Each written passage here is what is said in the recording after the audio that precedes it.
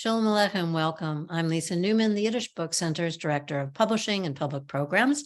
And as always, it's my pleasure to welcome you to this evening's program, Kibbitz and Nosh, Cafeteria Culture in the 1970s New York City, with Marcia Bricker Halperin and Deborah Moore. Before we get started, a few notes. Your video will be off and your audio muted throughout the program. You may send us questions via the question panel located at the bottom right of your screen. We ask that you keep questions short and please refrain from comments so we can try to get to all of this evening's questions. I am delighted to introduce this evening's presenters. Marcia Bricker Halperin, a lifelong Brooklynite, has been photographing the character and landscape of New York City since the 1970s. She received a Master of Fine Arts from Brooklyn College and soon after had her first solo exhibition at the Midtown Y Gallery. In the 1970s, she was active in the Photographers Forum, an organization that was a continuum of the 1940s Photo League. From 1978 to 1980, she was employed by CETA Artist Project under the auspices of the Cultural Council Foundation. As a member of the documentation team, her assignments included photographing the Soviet refugees and their introduction to American culture in Brighton Beach, photographing housing issues in Hell's Kitchen, and making many of the photographs of Merle Lederman Ukel's iconic conceptual project, Touch Sanitation. Her work has been exhibited at the Edward Hopper House Museum, the Brooklyn Museum, and the International Center of Photography, and is included in numerous collections. Deborah Moore is an American Jewish historian whose scholarship focuses on Jewish urban life, the creation of ethnic identity and visual culture. Most of her work has concentrated on New York's vibrant Jewish community, uncovering its neighborhoods, streets, institutions, and photographic images. She has explored the post-war Jewish culture of America's Sunbelt, ventured into the experience of Jews who served in World War II, and examined the impact of women and gender in Jewish life. Moore has been a trailblazer in the field of American Jewish history, who has chronicled the myriad expressions of Jewish culture in 20th century America. Deborah has been an influential teacher and mentor, as well as a key leader in the field of modern Jewish history. Welcome to you both.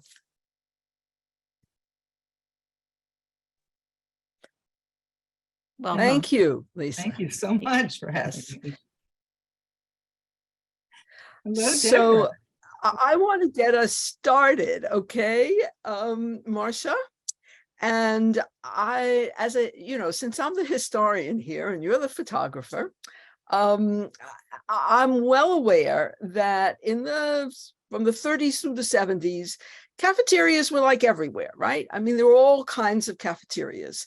And yet, of course, for our 21st century, my 21st century students, when they say cafeteria, they think, hospital or school.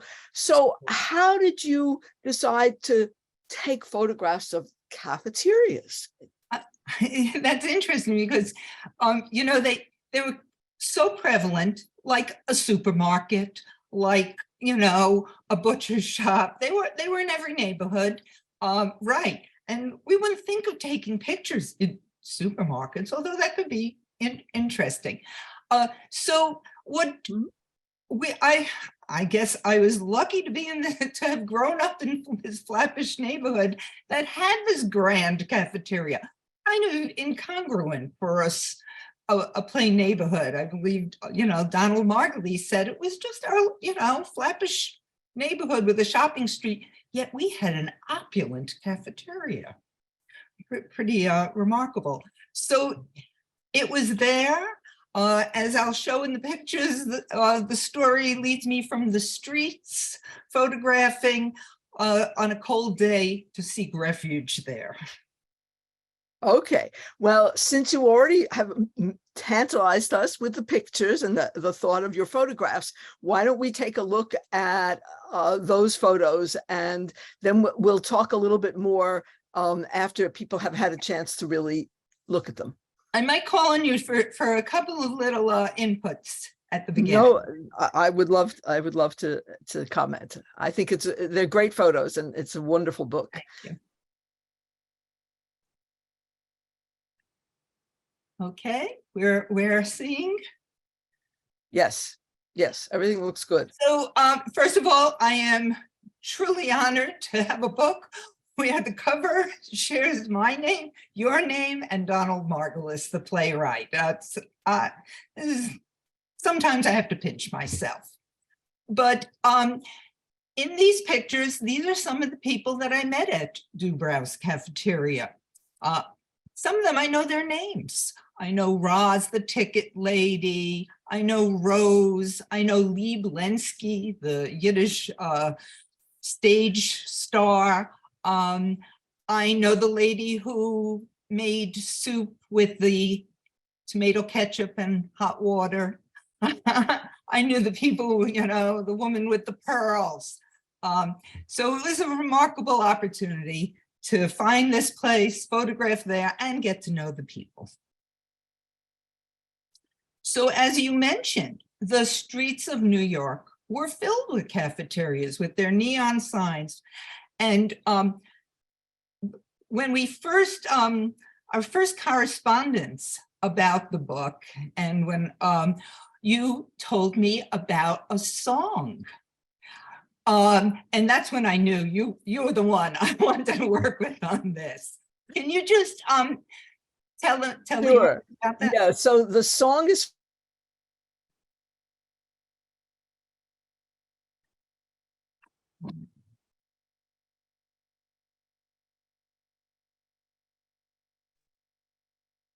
I think we've lost your audio. Marcia, Deborah? Deborah's audio. Okay. Oh dear. She must have hit mute. Hang on, everybody. We'll pause for a minute and then we'll get back. Sorry. okay. Sorry, Deborah. Your audio must have gotten cut off just as it began. Just as I began. Okay, so I'll backtrack a little. It comes from the Pins and Needles, which was a musical put on by the ILGWU, the Garment Workers Union, non-professional actors, and there's a scene that talks about dictators, and it riffs on the Book of Daniel. And the Book of Daniel, the handwriting, many tekel, right? Ufar sum, and it's described in this song as shining out like a cafeteria sign. So he knew that his days were numbered. And it's a great song, right? Yes, and I've come to love it. So this is the Dubrow's Cafeteria that was in the Garment District, because that's the one I ended up at after the Brooklyn one closed. This is closing night there. The sign says, "To our valued customers after serving 50 million meals," and had that wonderful neon sign. So that relates so well to that song. Yes. There were cafeterias, as you said, all over the city. This is the Garden Cafeteria that was next to the Forward Building on the Lower East Side with that wonderful vernacular typography, that wonderful sign, which actually is preserved in the Museum of Eldridge, although they had to cut it in half to fit it in. One of my favorites after Dubrow's closed and I started to reach out to others was the Paradise Cafeteria. It was a little down on its heels, but this is a good image to explain what a cafeteria was for those. It was a self-service restaurant, no waiters. You would enter, you'd sometimes get a tray, sometimes they had a system with a ticket, and there would be a long counter, stainless steel counter with hot foods, salads, cold foods, desserts, sometimes hundreds of choices. If I could just say one thing about this photograph, which is so lovely, is the way in which you can see both inside and outside. The street is reflected, right? In the door, we see the buildings, and but the lights down the middle are the inside. It's really great, your photograph that way. So it's interesting you say that, because that was my first attraction as a street photographer.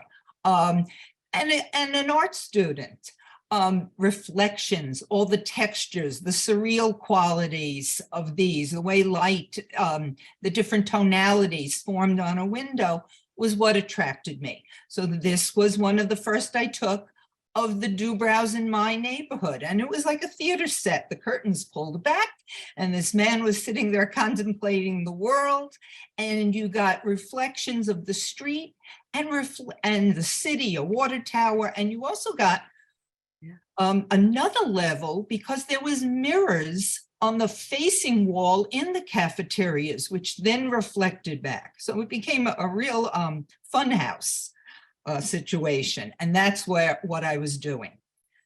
And there were all these great people in the street. This woman was collecting for pioneer women, collecting for Israel, a Zionist or women's organization. And she's just this classic, and she's in front of where it's happening, the highway, because King's Highway was a major thriving shopping thoroughfare. So that's where I was going to photograph the people, the stores. And then I got really lucky. We had that same place that gentleman was with the curtains. The curtains were completely pulled back one day. There was a checker cab at the stand behind me, and all these elements just came together, and the people, and that happy coincidence of the Fair Isle sweater with the checkers. I found out later when somebody contacted me that there is a setting for someone else. She was probably waiting for her sister. They used to meet there very often. That was where they would go to meet. I love the fact that the woman in the cab, this is one of my favorite photos, is looking back out at you, right? She's got dark glasses on and she's looking, right? So I think that's a reflection of somebody in the cafeteria. That's a reflection in the in the cafeterias looking out at you. Okay, yes. Not in the cab. Yeah. Cool. Yeah, I think the cab was empty at the time, but everything it just framed everything else. So it had, as a street photographer, how do you approach people? These were all the things I was thinking about. And I was looking at a lot of the history of photography, as you know, and a lot of the people who are going to be in your forthcoming book, Walkers in the City, they influenced me. I looked at their work. But there was, it was a challenge to approach people on the street. And here I could photograph through a window. There's some safety in that. But up in the top right-hand corner, you see my hand grasping the camera. And here's a close-up of that. Right. And that's important because I photograph through the fall. December comes, January comes, and I still want to photograph, and it's February. And you have to manipulate this camera, adjust the aperture, the shutter speed, the focus, all these things by an ungloved hand. Well, one day my hand got frozen, the camera got frozen, and that's when I went through the revolving doors of Dubrows and took a ticket from Mr. Kornblum, and this whole space opened up for me. That was his job, to mind the tickets. One of the first portraits I took was of this woman reading this giant New York Times. And I was just so attracted to how she was framed by the coats behind her, the kind of flow of this newspaper over this still life. Every table had a whole conglomeration of jars and bottles of condiments and things. And a couple of other little tidbits in the back, leopard skin, plaid Madras jacket, the pattern on her thing, and that regal face. So I was hooked by photographing now inside the cafeteria, and people seem to be amenable to me photographing them. So say something with that photo. Did you say to her, can I take your photo? I'm thinking about what it is to be, a woman photographer, and your presentation of yourself as a photographer to people you're taking pictures of.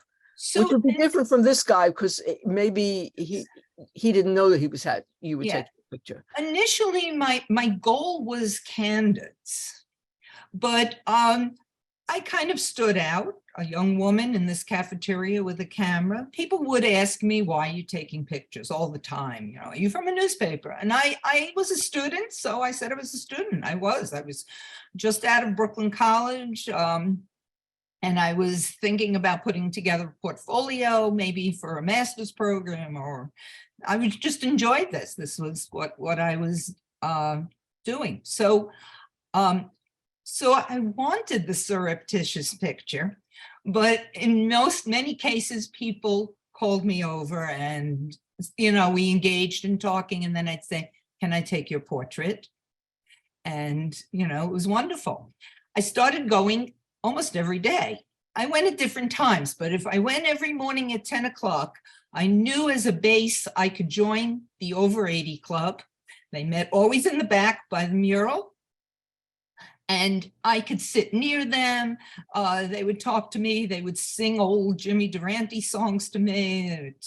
Always reading the newspaper, talking about the news, and kibitzing, obviously, with each other and with me.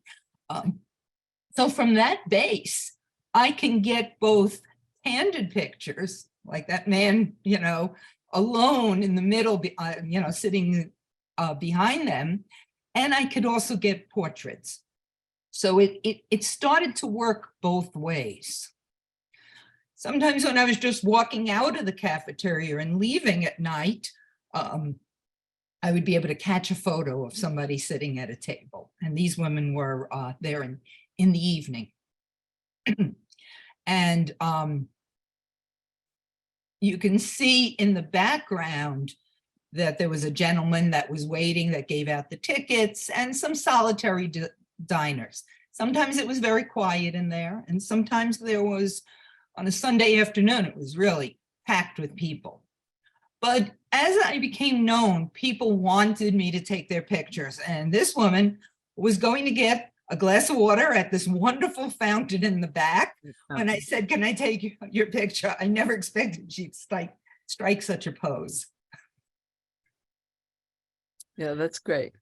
So there I am on the left side, holding with a camera that has a flash on it. Now, I did not use a flash much because it drew so much attention to me. Yeah. But the important thing to me, and I just recently reconnected with the photographer, David Stark, who took this.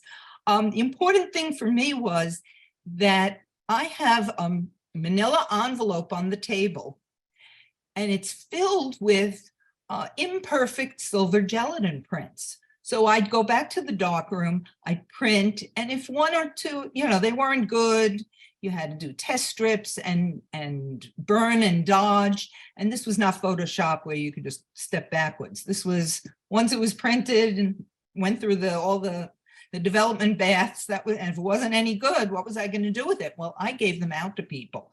I became very popular. I think that's really nice. Giving it out to people, and this is a great example of it. Yes, because it builds up a kind of mutuality and a relationship with in this case, the workers or the patrons, right? And you, it's very special. Yeah, especially it was an international staff that worked there, and I think they wanted pictures to send to their families, and proudly wearing these wonderful Dubrows hats. So I had many, and sometimes you'd share a table one of the distinctions of the cafeterias was somebody would come over with their tray, and sometimes they say, "Can I sit here?" And sometimes they just plop down at the same table with you. Sometimes they spoke to you, and sometimes they didn't. In the case of this woman, I remember it ever so much because she told me a very long, sad story. I don't remember the details, not important, but she was crying at one point. Oh, wow. And then when it was all over and I said, "Can I take your picture?" Voila.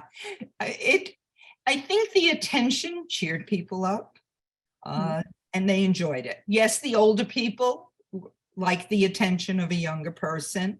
This gentleman, I'm sure, but he was an interesting man, Julius, because we started a correspondence. He sent me typewritten letters where he'd recommend photographers that I should look at. Now, remember, this isn't the days when you could just go to the internet and look up a photographer. You had to either go, to a library for a book, or I used to go to the Strand bookstore and look through the photography books there. And so he'd give me a name and I'd go off to the store and look for their books. So it became a place also for an education about photography. And of course, it was a place for celebration. Here's Rose, who was celebrating like her 80th or 82nd birthday at Dubrows.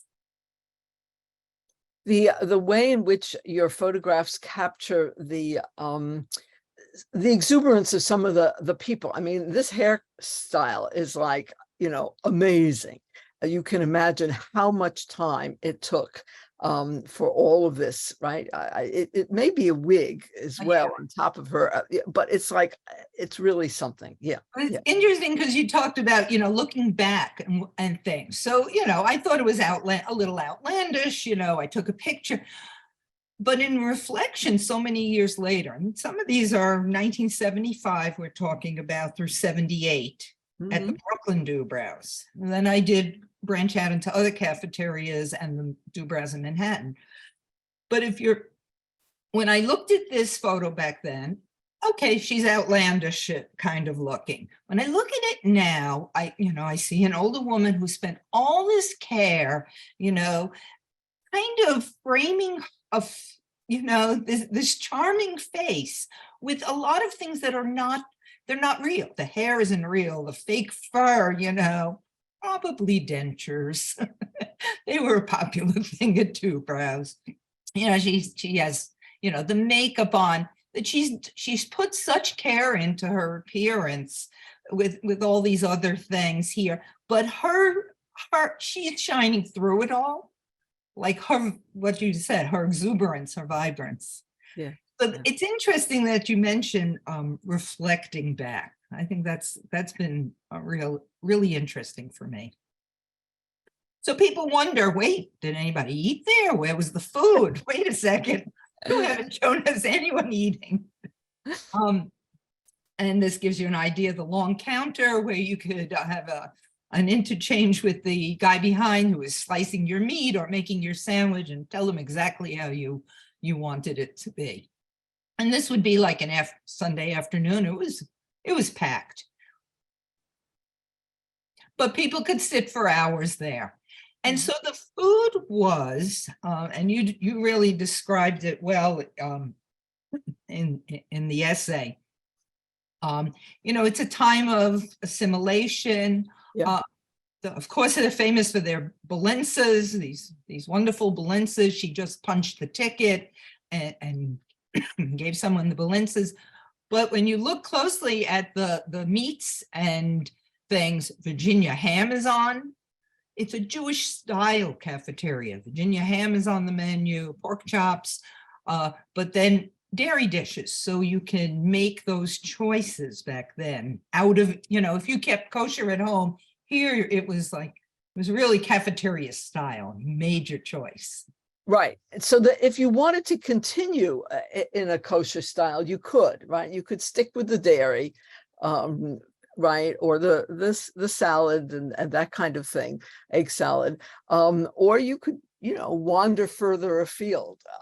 It was placed back in the hands of each customer who came in to decide, right? Right. And then, interestingly enough, you can even do Passover there because they had boxes of matzah at Passover to have with your matzah ball soup. So yes, now all kinds of people went there, but it was in a middle-class neighborhood that, it was Jewish, Italian, Irish, and everybody came there. But sometimes when people talk about it, they say, oh, it was a Jewish cafeteria. Well, it was started by a Jewish immigrant, but it really was a place for everybody. And then sadly, one day I showed up and it was 1978, August, and it had closed. And of course, the news covered it as if, as a major event. Dubrows in Brooklyn closed. And this gives you an idea of how huge the place was. And you can live there. You can make your telephone calls, hang out, eat. In the back, the bathroom, the water fountain. And no one ever threw you out. You could sit all day long. Which was really, I think, people nowadays think about, taking their computer, right, into a cafe or something like that, which lets them sit. But this was a slightly different version of that. You could just get a cup of coffee and sit and read. You're right to point out the telephone booths back then, right? People did not have cell phones, so that was itself a piece of modernizing, because up until the 1950s, only a minority of New Yorkers had private phones in their homes, which is very important to recognize. So if you wanted to go talk with people, and that's what you show in a lot of the photographs, you really needed to go out of your house, right? To have a conversation. You couldn't just pick up the phone unless you were, in that special group who had phones. But starting in the 50s and 60s, everybody began to have phones in their homes. And so then you get the public phones also set up for people to use. This cafeteria opened in 1939. So if it opened, had they would have added those a booths little bit later. Yeah. Interesting.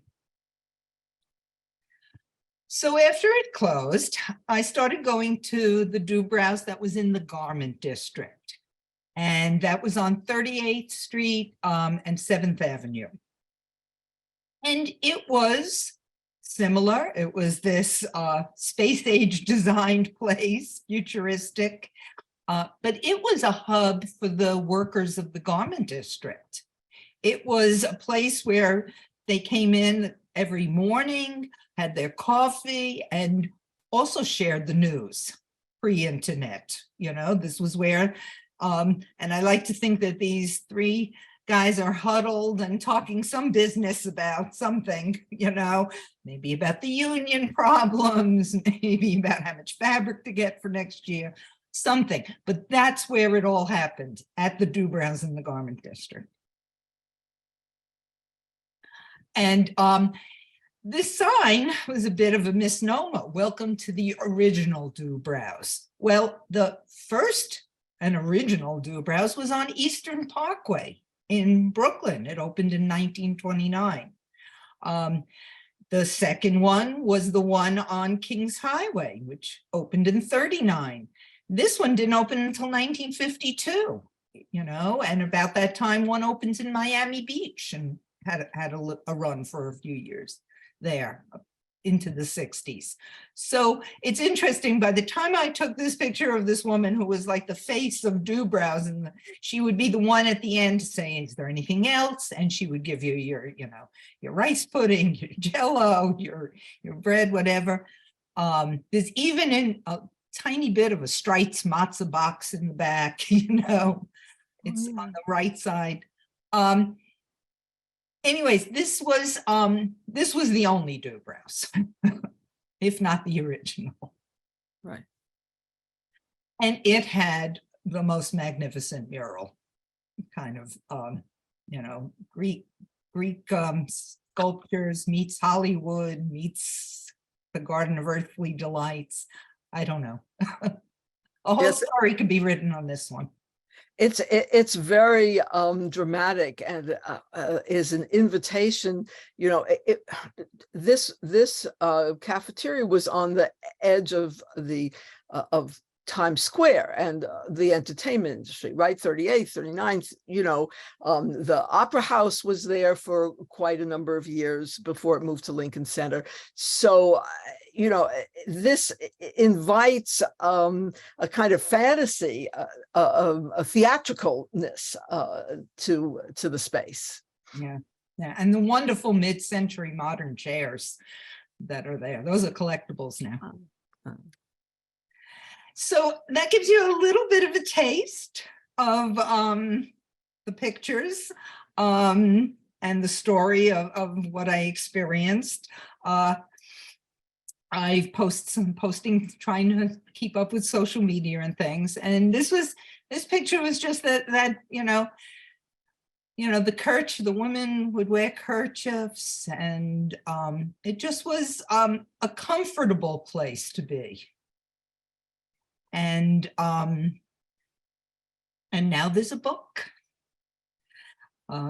Very honored that Cornell University Press put out the book, and amazing to me that on the back cover I have a statement from Mimi Sheridan, beloved Mimi Sheridan, who passed this year, and some other wonderful people.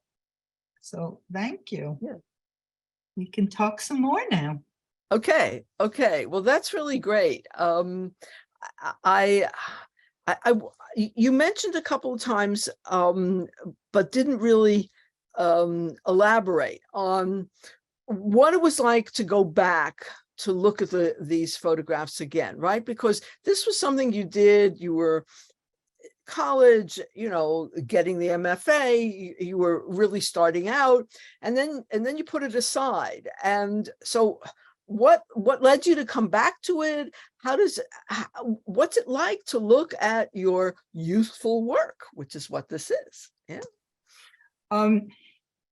So apparently, somebody mentioned to me that when I told them, take a picture of me in Dubrows, maybe I'll have a book someday. I can't believe that I was thinking that.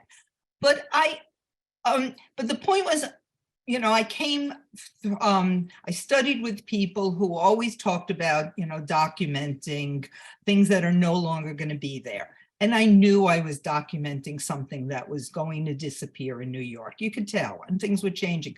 All the automats closed, all the other cafeterias closed. And I had found these last outposts. So I wanted to document them. I also wanted to be an artist, though. And make portraits. So it was a dual thing. So initially I printed them, I showed them around to different people.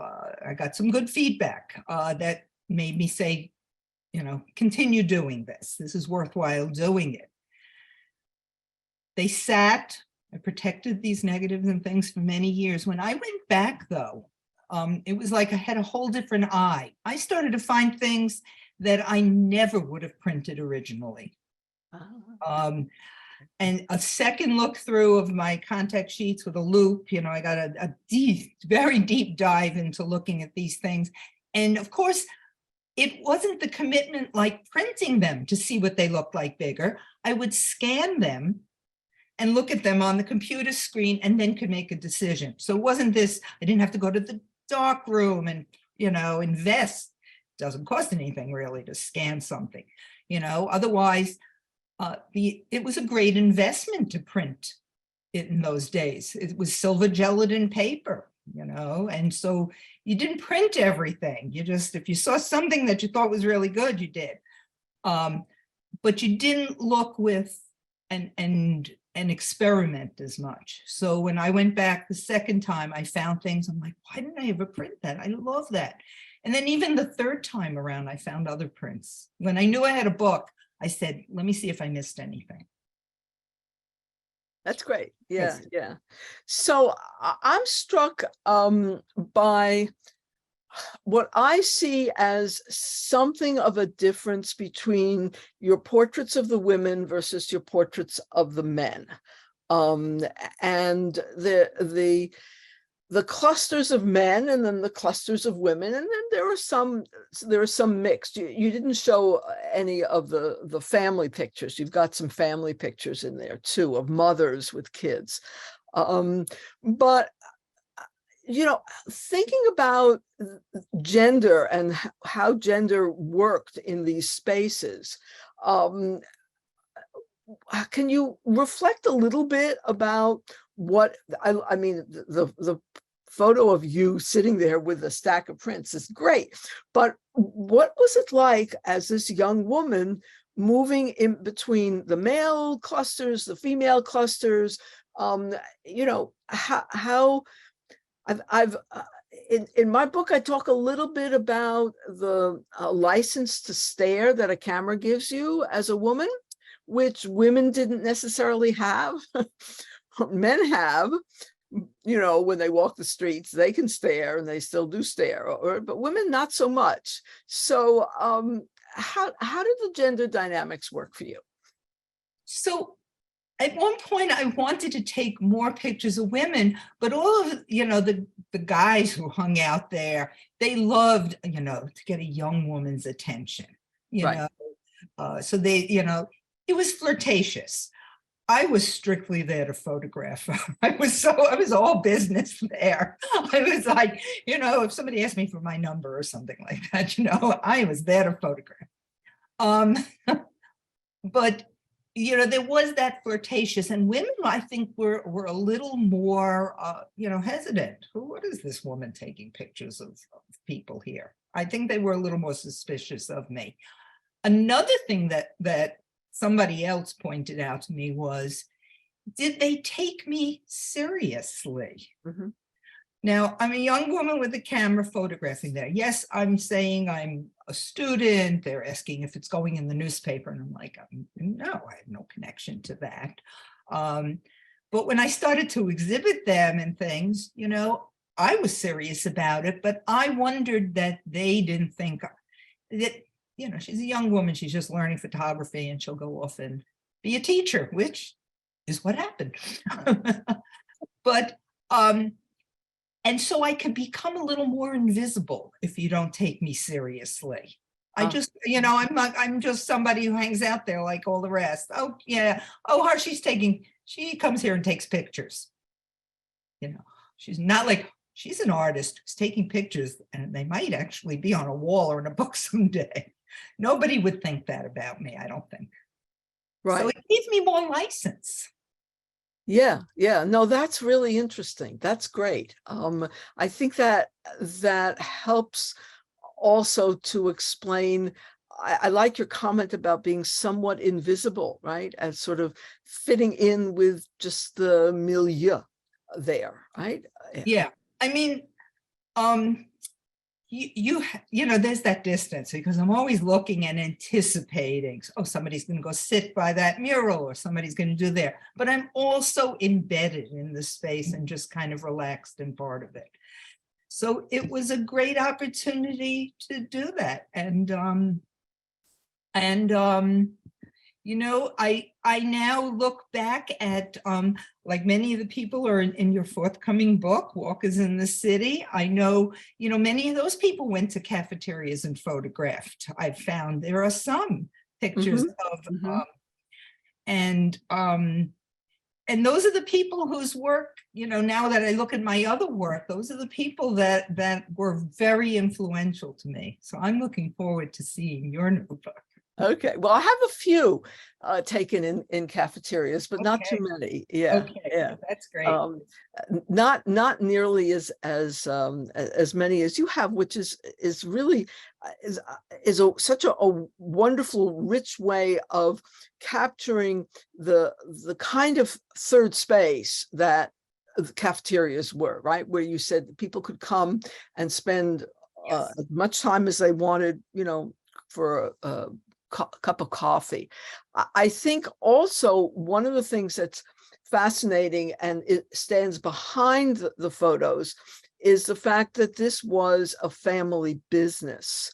And right, you mentioned started by an immigrant, but then his son gets involved, right, with it. And the sons-in-law, one or two of them, also get involved, and that the family business piece is part of the culture of New York City at the time, that we tend not to think of who it is behind these institutions, but that's an important part of it. There were a lot of Jewish families in business then.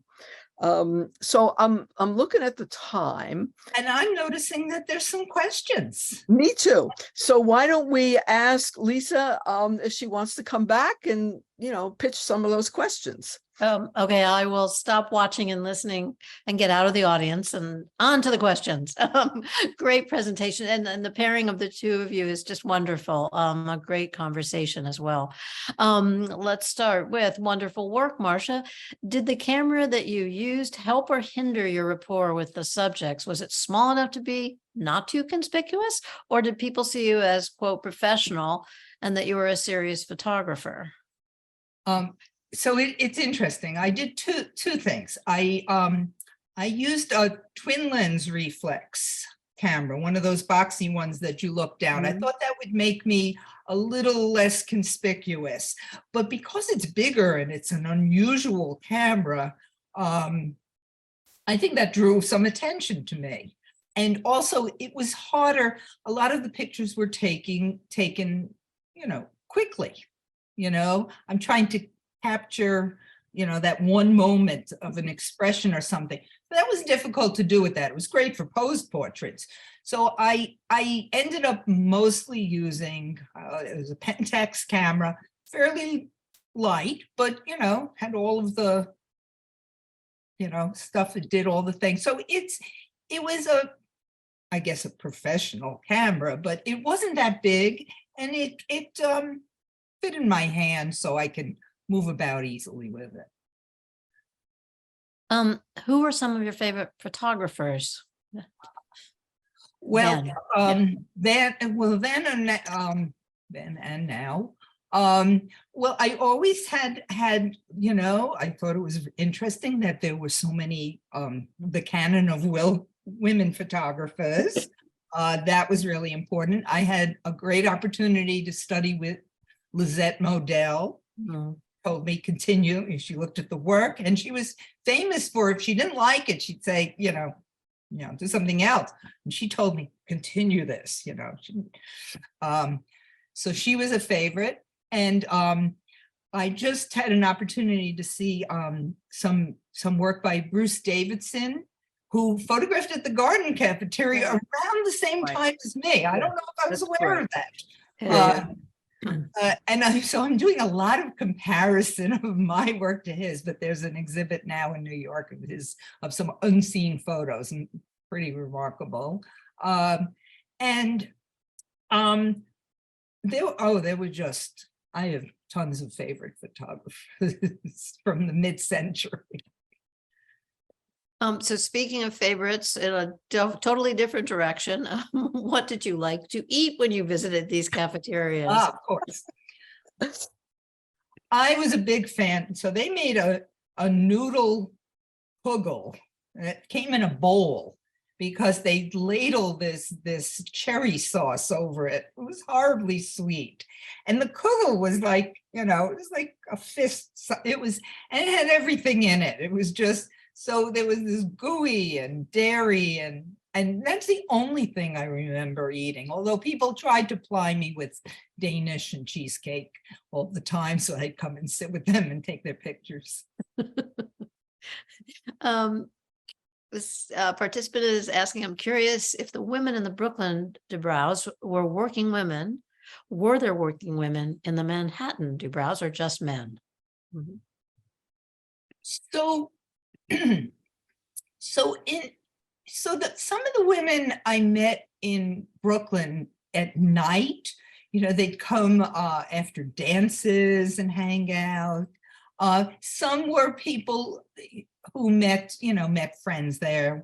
Some people who came on shopping trips to Kings Highway, they'd stop in and eat something. It's interesting. Sorry. No, I'm just going to interrupt just we didn't mention that these stayed open very, very late, right? 1, 2 a.m. You wanted to get scrambled eggs and lox, right? You could go there. Yeah. So in Brooklyn, there was a balance of men and women. And it depended on the time of day. Individuals, couples, groups of people. And they were open 24 hours a day at certain in the 60s. And then it got limited. The Manhattan Dubrows around lunch hour was almost entirely men. I think they did a takeout, they did a retail counter. But I remember seeing men everywhere, people smoking cigars everywhere. Now, remember, everybody was always smoking in these places, including cigars. Yeah. And that might have turned off some women back then. Do you still favor black and white photography best, or do you now prefer to photograph in color, and why? I will always have a soft spot for black and white photography, anything I see. I photograph now digital, I use color, I'm enjoying that. There was a time, it was a wonderful opportunity to photograph then black and white. But as things pivoted with digital and color, I did too, so it's all right. Did you see any celebrities? My mom saw Professor Irwin Corey at Dubrows on Kings Highway. There you go. Okay. That's a new one. No, the only person who was a celebrity was Lee Blensky. Apparently he was very well known on the Yiddish stage. He was in a Jean Cocteau movie. I mean, he was a real character, and apparently he went there every day. But I met him at closing night when a small group of us showed up at the Dubrows in the Garment District to kind of eat our last piece of pie, and we all were talking to each other and putting spoons in our pockets, and then we asked them if we could take trays, and they said sure. I always allow myself to ask a question, so here you go. I'm curious what your relationship was with the staff, because you must have been familiar, and what was that relationship over time? So I kept a journal.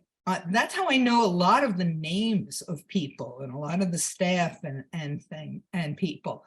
And I'm very grateful to them because they tolerated me photographing, hanging out there, photographing patrons, photographing their staff at work, engaging with them, photographing the food and people working behind the counter. I'm not sure, every restaurant would be happy about me doing that. So, the managers let me sit there forever. I do have in my journal a note that I had written when people were teaching me the ropes of the cafeteria. And they'd say, when Leo comes over and tells you have to leave to give up the seat, just ignore him. And did you? Yeah, I never left. And well, then this segues really well into the next question, which is how embedded were you in the cafeteria? Did you have food, beverage at your table, or no food and only camera, equipment, paperwork? I think there was a lot of times I went in and just had a cup of water. I was not water, really. Water. I'd get some water to have on the table. I'd have they might have, the minimum was 25 cents a cup of coffee. I don't remember. I was there and I would move around a bit, I'd sit somewhere and then I'd say, no, nothing really is appealing to my eye here. Oh, some people are starting to gather over there by the mural. I'm going to go move over there. So I was not I was embedded, but I wasn't locked into, I'm sitting here with my meal at this table. I was pretty free floating, I think you could say. And of course, if somebody came in that I knew, or somebody, invited me over, beckoned from across, I would go over and see if there was an opportunity to photograph there. Speaking of the mural, somebody has asked if you know who the artist was. So in Brooklyn, the mural was done. This was from an old Daily News article it was talking about, by Battisti Studios. And when you look them up, apparently they did the murals of the Lowe's movie palaces as well. So it was, I don't know anything about the one in the Manhattan Dubrows. In your view, They were a well-established company, right? Yeah. So this was a major investment if we're thinking about the finances of it, right? It wasn't just some local person. Yeah. Yeah. In your view, what disappeared with the disappearance of cafeterias? Oh, let me see if I understand that. Can you repeat it? I'm sorry. What do you think was lost with the disappearance of the Oh. cafeteria? Oh, yeah. I think in the city, there's always these attempts to bring people together where they're comfortable in spaces, in communities. They're designing things for outdoor spaces where they always talk about, so people could interact with each other. I think there are places that some restaurants try to do the communal table.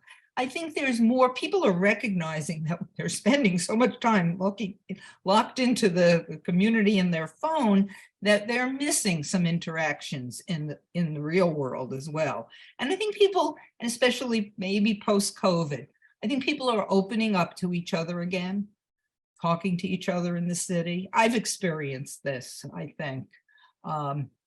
Maybe it's just because I'm getting older and I'm not as shy or something. But I think that yes, that being able to go somewhere alone and communicate with people and not feel that loneliness is really, important. But I think people are recognize that, and it might be coming back in certain ways.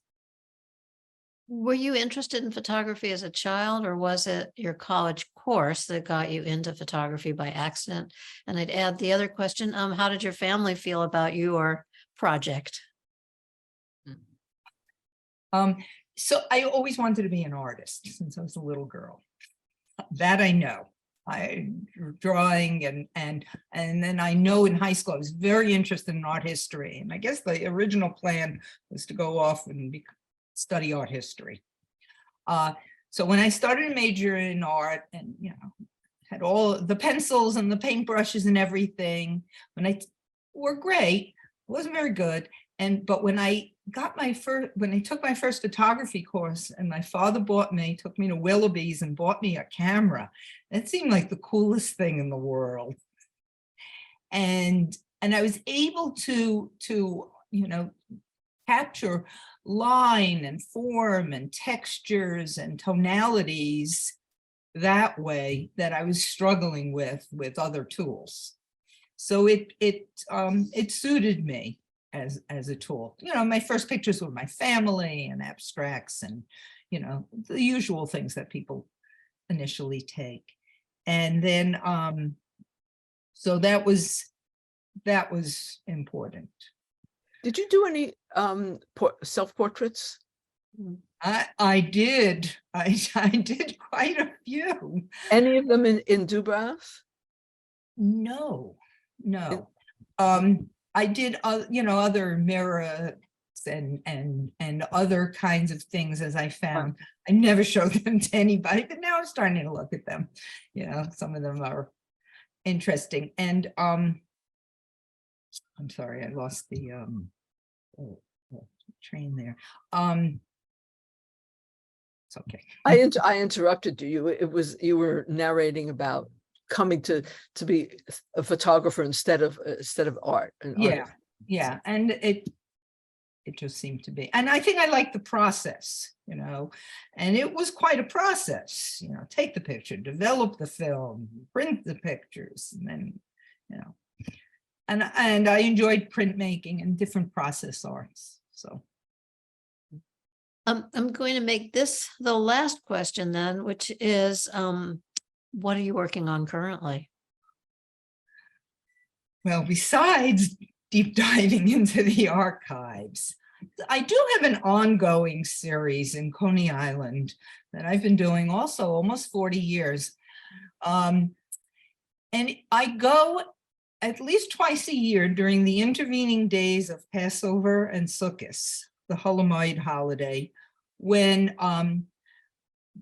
the Hasidic communities go to Coney Island, but now all communities seem to be overlapping at Coney Island. And that's just a place I've loved to photograph. And I think it's part of my thread of I guess I've done Jewish themes through my whole photographying, you know, the Soviet immigrants and some other things. I've photographed different observances, shofar blowing, appeal, you know, that because it's just such an interesting thing, and shapes and things. So this is kind of fits in with that, you know, my kind of Jewish theme of photography, and it gets me to photograph in Coney Island, which I love. For all of you in the audience, the book, if I can hold it up and get it in the frame, is Kibbitz and Nosh, Cafeteria Culture in the 1970s in New York City. It's available at shop.yiddishbookcenter.org and bookstores everywhere. I can't thank you both enough. Marcia, Deborah, lovely to have you. Stay in touch. Will do. Come visit us at the center. We'll Nosh, we'll Kibbitz, but not until October 15th when we reopen with our new core exhibition, Yiddish Global Culture. So thanks again for joining us this evening. Keep up the good work and stay in touch. To all of you out there, thanks for joining us. I want to thank our producer, as always, Elizabeth Carteropoli, who is always there to keep us going behind the scenes. Tonight's program is presented as part of the Yiddish Book Center's ongoing series of public programs, as I like to say, brought to you live from the Yiddish Book Center. Out there, don't forget to nab your tickets for Yidstock, July 13th through 16th, live at the Yiddish Book Center. We also went online today to announce that we are streaming Yidstock. You'll learn all about that. Get your tickets, which are selling out quickly. Many have sold out already. yiddishbookcenter.org/events. To see the full schedule of events and to register for our programs, yiddishbookcenter.org events. Thanks again to all of you in the audience who are members. Your support makes all of our ongoing work possible. To learn more about how you can support us or become a member, yiddishbookcenter.org/donate. We'll be taking a little bit of a vacation from our Thursday evening programs while we prepare for Yidstock, and then we'll see you back again in July. Until then, stay safe, stay well, and see you soon.